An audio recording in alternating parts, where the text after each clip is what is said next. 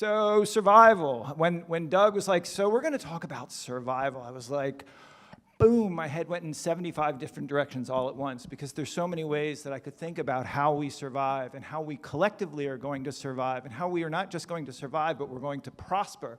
Because survival is just sort of easy. Prospering, that is the bigger challenge. All right, so we're going to break it up. We're going to build it up. We're going to break it down. We're going to kind of walk through a bunch of stuff. I thought I would talk a little bit today about my lens to survival, so that you guys might think about your lens to survival. So it's about me so that you can think about you. And let's go. So survive, thrive, staying alive. It really should be survive, staying alive, thrive, but I like the way the alliteration worked. And then later I was like, oh my gosh, staying alive, like when you're doing CPR, staying alive, staying alive. It's like funny. I tell my kids all the time, they don't believe me. I'm funny. And they're like, no. Okay, 3 chapters, 37 slides.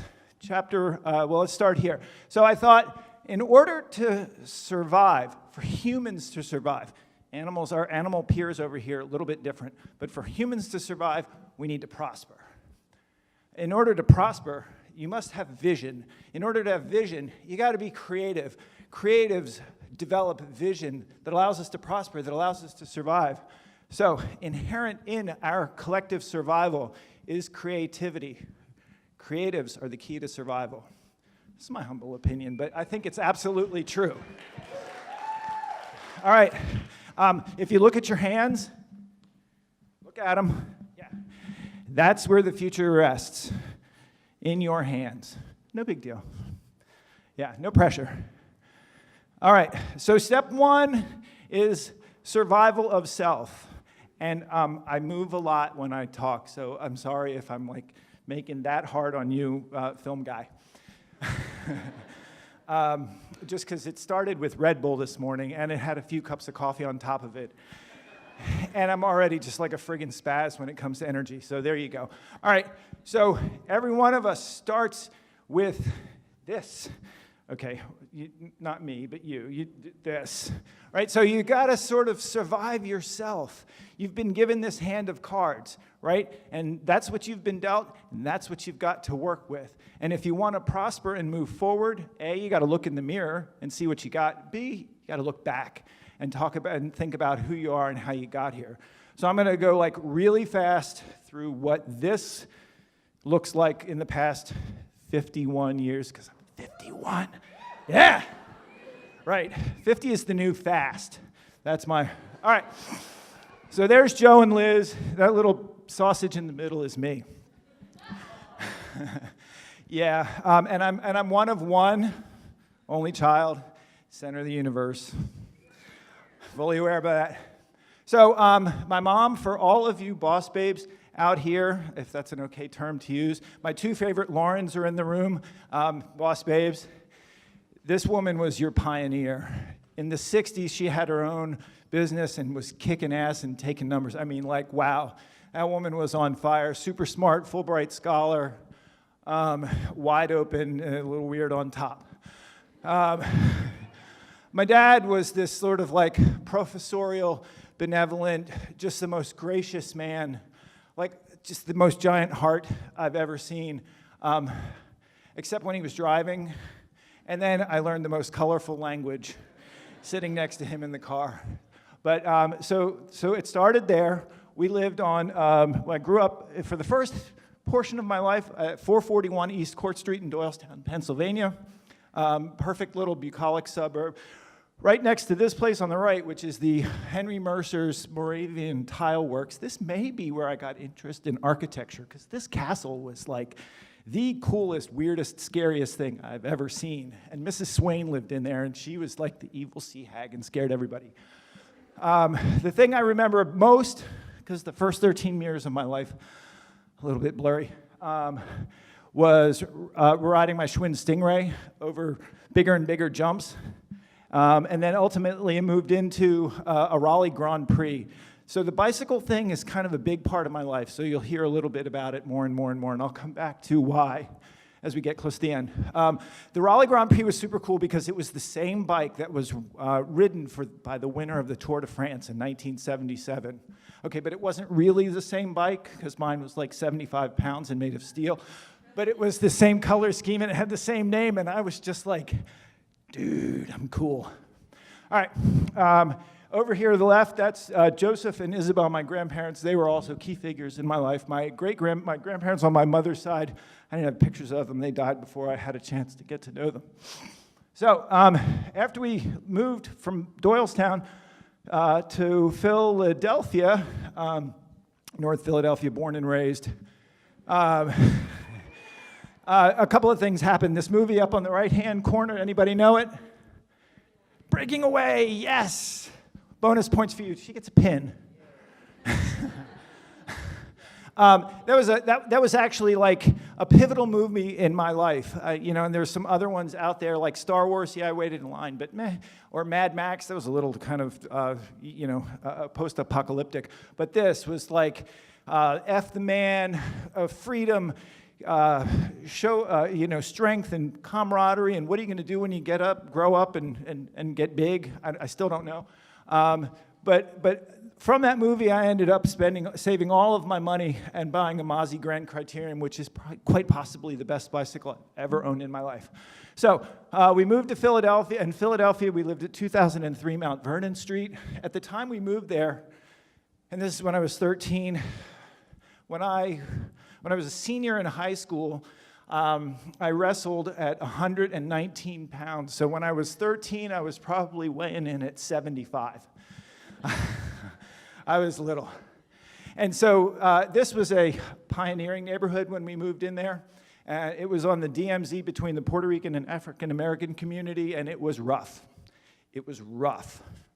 I learned a lot in those first few years. I went to school at Select Quaker school. The only thing that's of note about that, because my educational history is mixed at best, is that as Quakers, we called our teachers by their first name, which just messed me up forever, because Mr. Fraser, as I teach now at VCU, I'm like, I don't know who you're talking to. My name is Peter. So when I wasn't on my bike and I wasn't in school, my grandfather, hang on, there he is. Oh, geez, I'm doing too much.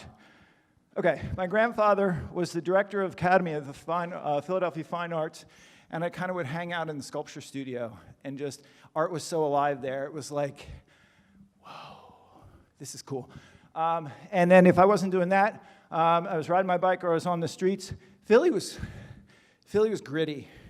Philly was hard. And this was in the 70s or early 80s. About that time, there was this group called Move, and they holed up in West Philadelphia and wouldn't let the city come look at their property. Or it was just a really bad scene. The city got mad and tried to starve them out. That didn't work, so the city then dropped an incendiary bomb on the house. It burnt down the entire block. 67 houses were burnt. Lots and lots of people died. That, in the same year, on my block of 2003 Mount Vernon Street, there was a firebombing because one side of the community didn't like the other side of the community, and a city-owned house went up in flames, and 7 of the people that I knew and had started to grow up with passed away. Those moments are like if I smell a house fire, it's like I'm just whoosh back in time to that moment, and you just don't forget that sort of stuff. So while Philadelphia was this like cool moment, I was a bike messenger, I was riding around the city, I was just like loving it. It was also pretty hard. Some of the lessons like people don't borrow your bicycle in Philadelphia. No. Thank God it wasn't the Mozzie. You can start a car with a screwdriver. That was cool. If you don't like what your teacher says or your grade in school, set the school on fire. How about that? And then my good friend Angel, I learned this, and this was sort of upsetting. At 13, you can father a child. Whoa, I didn't even know what was going on downstairs, and then he's the father. Wow. All right, so after Philadelphia, somehow I ended up at VCU, And when I got to VCU, creativity was just like this explosion that happened in my head. One of the coolest things about VCU, okay, maybe not the coolest thing, but one of the cool things about VCU is I did actually see the Red Hot Chili Peppers on stage in Schaefer Court. I'm like, that's badass. And my career at VCU was this, and it's something that I don't recommend to my children, so if they ever watch this, don't do this. I'm just like talking to the camera right there. I immersed myself. I took every single class I possibly could. I filled my schedule up to like 21 credits with painting and glass and sculpture and metalsmithing, every art thing I could. I didn't really care about the grades. Okay, again, don't do this. But I just wanted to touch it. I wanted to touch it all. And so my GPA reflected it, but on the other side, man, I just had a chance to immerse myself in all sorts of fabulous stuff. I teach now at VCU again, and it's, I don't know, arts education is a creative, just a masterpiece. All right, so while I was there, I met Sally. She was like the hottest thing on the planet. I couldn't even talk when I saw her. That's surprising for me. And so we started dating, and then shortly after college, I was like, okay, this was the smartest thing I did. I was like, I got to lock this in, because she's going to wise up soon. So we got married. We moved to this humble little house in South Philadelphia. I mean, like Yo Adrian kind of South Philadelphia. That's Pat's Steaks. It was a block and a half from my house. And I actually went to high school with Frankie Oliveri, who owns Pat's Steaks. So we spent a couple of years there renovating a house. And then we moved. And I started my career as a designer. That's right. I'm a creative. I do things. I design things. And this was back in the day when actually everything was drawn by hand. So we didn't even have the World Wide Web or computers because I'm old. Then we decided let's jet from the city and move to the country. And then things got really interesting. Julie, Kieran, and Ethan came along, and I will tell you, if you have children, you know this. If you don't have children, I hope you have an opportunity that is to have children or something that is even remotely close to similar. It will change your life. It will rip your heart out, and it will make your heart blow up, both at the same time. I just couldn't be, it's just fabulous. So they're like all getting old, and I'm like already getting a little weepy. I may crack a little bit today, so just hang on. My wife Sally turns out to be this like stellar athlete. She represented Team USA in duathlon world championships. She's like super fast. And so our kids started to do triathlon, and it took us all over the country. We went to Wisconsin and Colorado and California, and we had these amazing experiences that will be with us for the rest of our life. A couple of the other things that happened, we're rural, so we got a couple of goats and a couple of chickens, and I go out and I have community with my birds in the morning before I come into the city. Somewhere on the line, I bought an Airstream. I don't know what the hell I was thinking about that. My wife is still like, really? And all of this sort of came together, and in 2005, when I was 37, I thought, if there's only, the way I am going to be able to articulate the vision that I have to sort of author my own legacy is if I kind of go it alone. So I started my own studio because I couldn't work for the man anymore.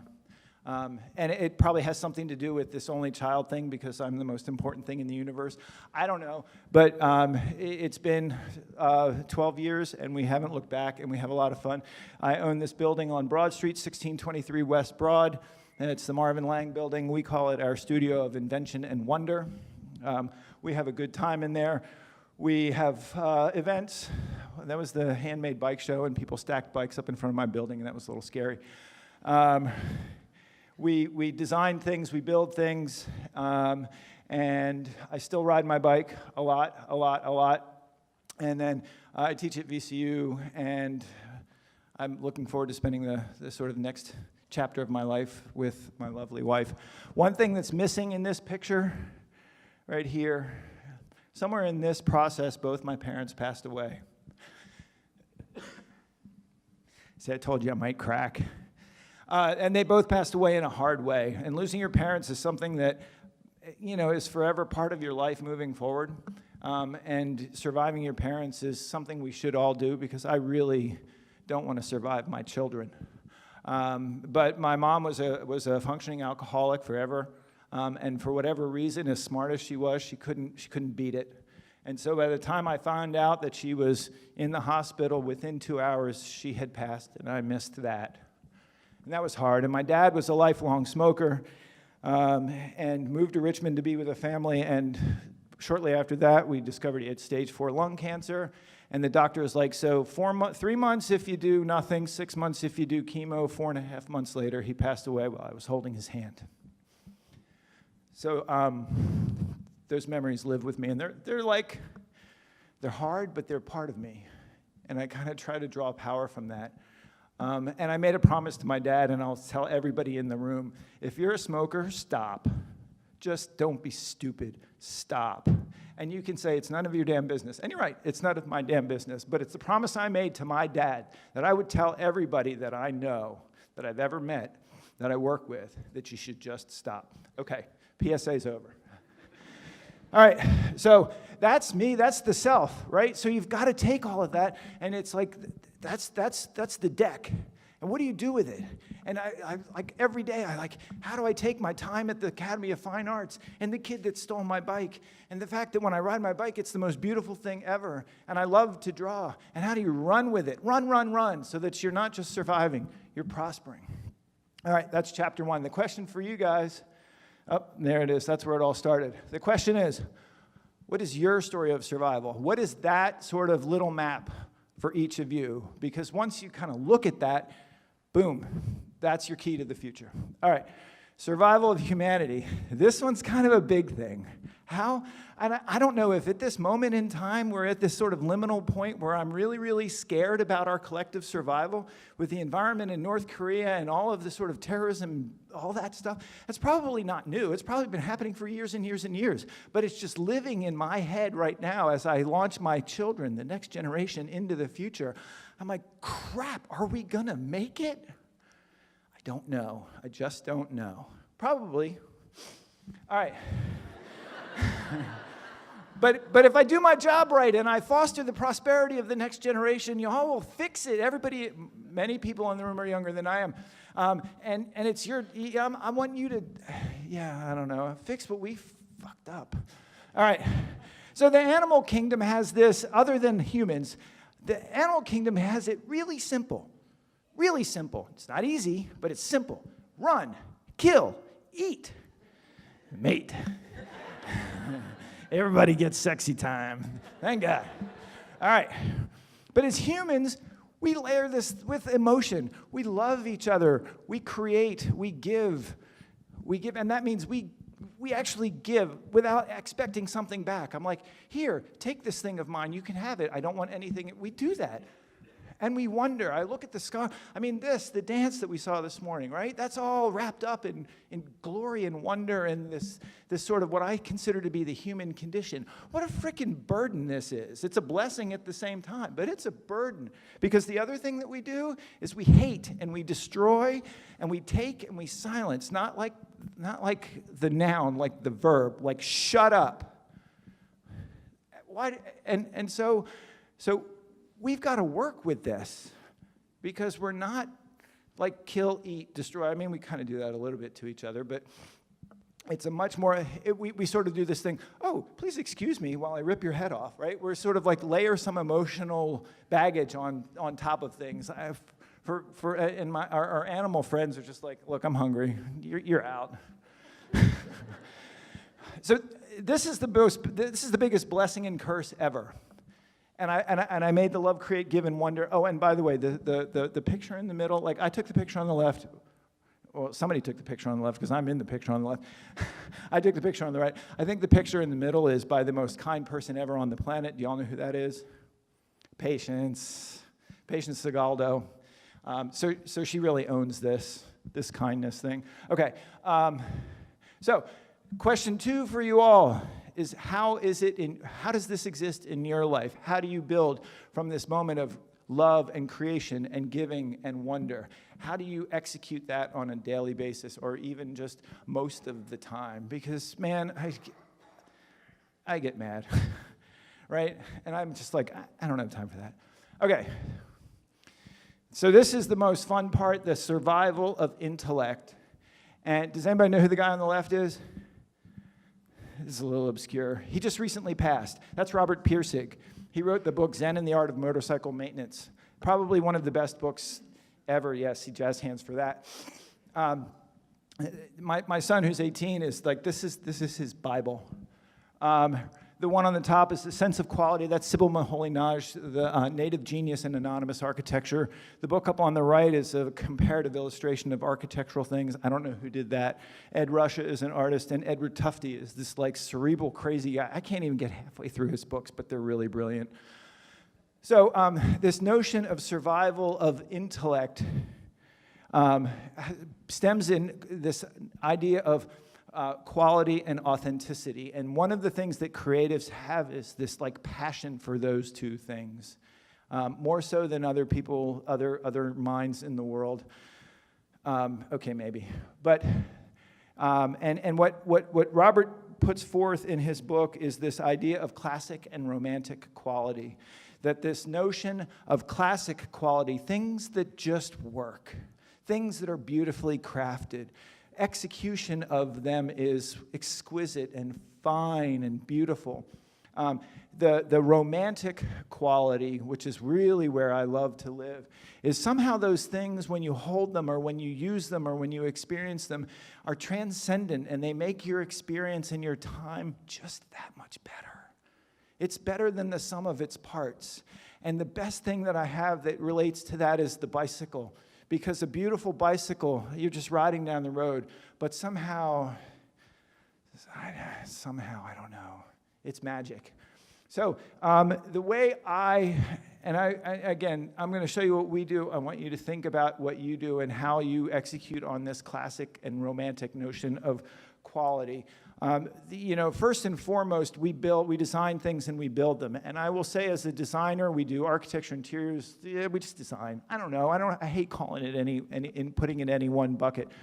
But it's like we have the honor of helping others execute their vision. To work on somebody's house that they're going to live in for the rest of their lives.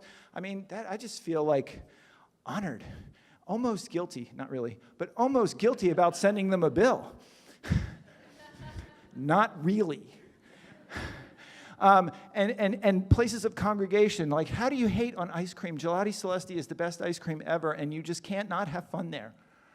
And scrappy startups like Go Happy and this CrossFit gym that was just the coolest thing we've worked on in a long time. So to help build others' vision and to begin to have the opportunity to give them a little bit of the quality, both romantic and classic, that we see. I mean, that's a gift. I think it's a gift.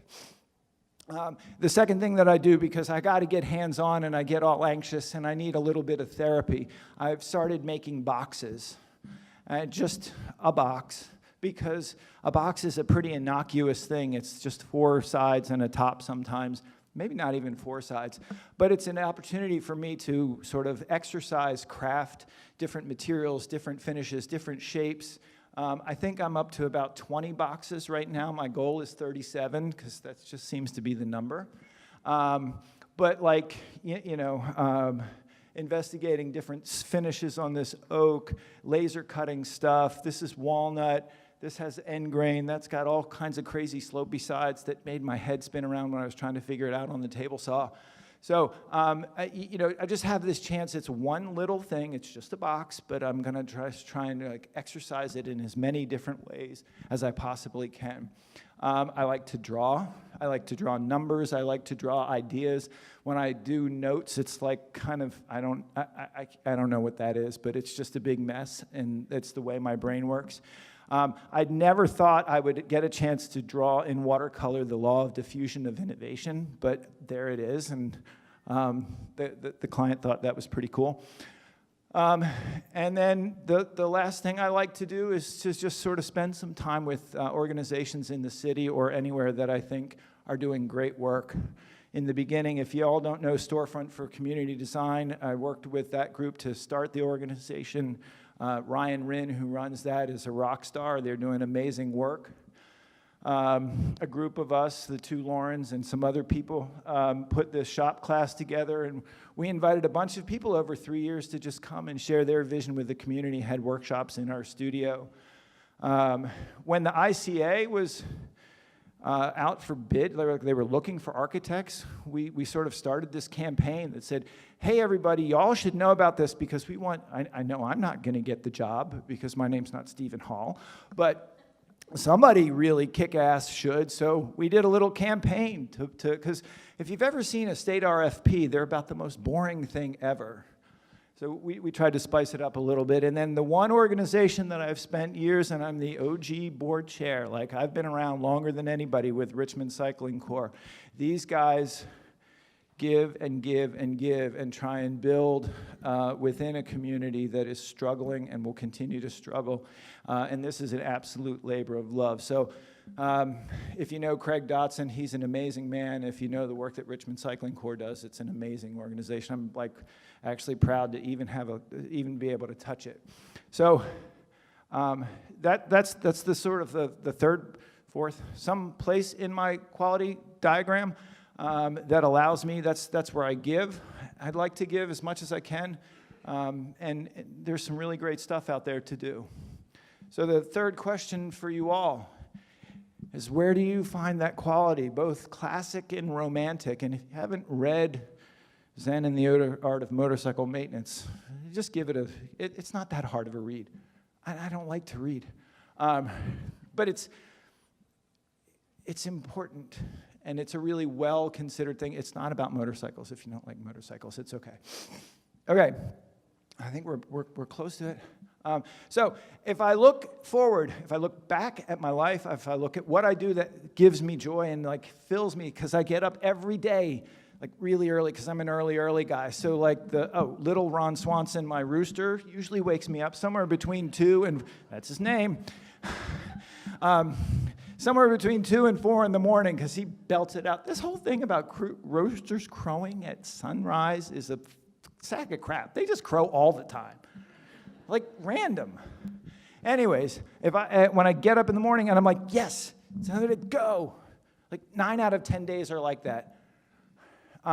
If I can travel, if I can touch things, if I can spend time with these hooligans, make some good relationships. That's Steve Rosser. He owns Gelati Celeste. He's an awesome guy. If I can ride my bike, those are my 2 goslings. One of them is named Ryan. We hope it's a boy.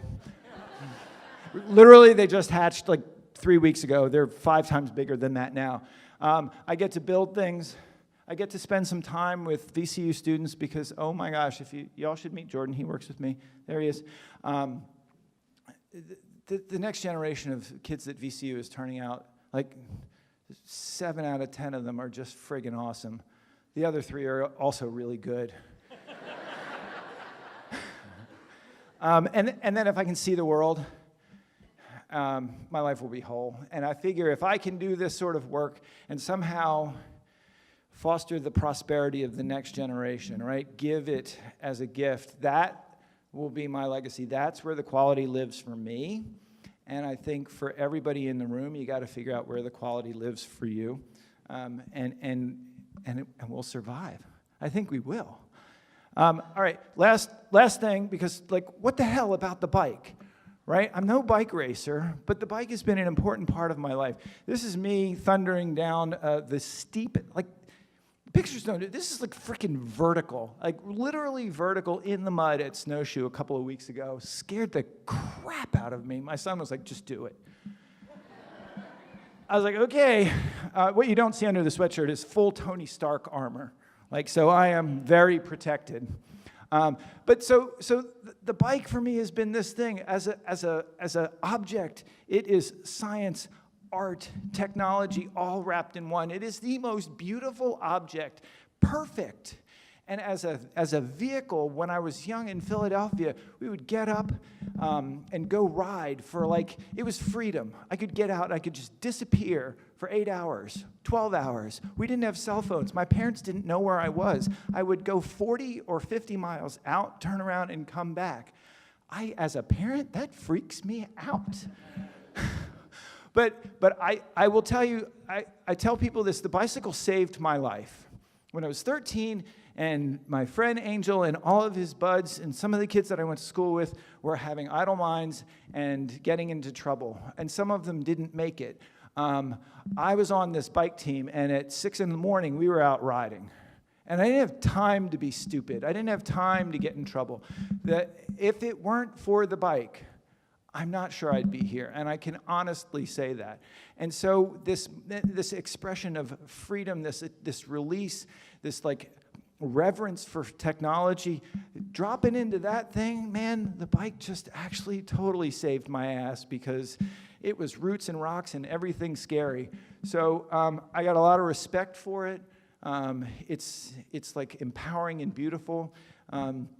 And I think I'm going to just ride my bike for the rest of my life. So, that's why it's important to me. And I just, it was a cool picture too. I just let it. So, just to wrap it up, this idea that survival the human condition says we can't just survive. We can't kill, eat, run, kill, eat, mate. We have to prosper because we're curious. And in order to prosper and be curious, we have to have vision. In order to have vision, we have to be creative. And so I think that the survival is the domain of the creative mind. And I think all of us together own that. And that's why when you look at your hands, the future is in your hands and mine.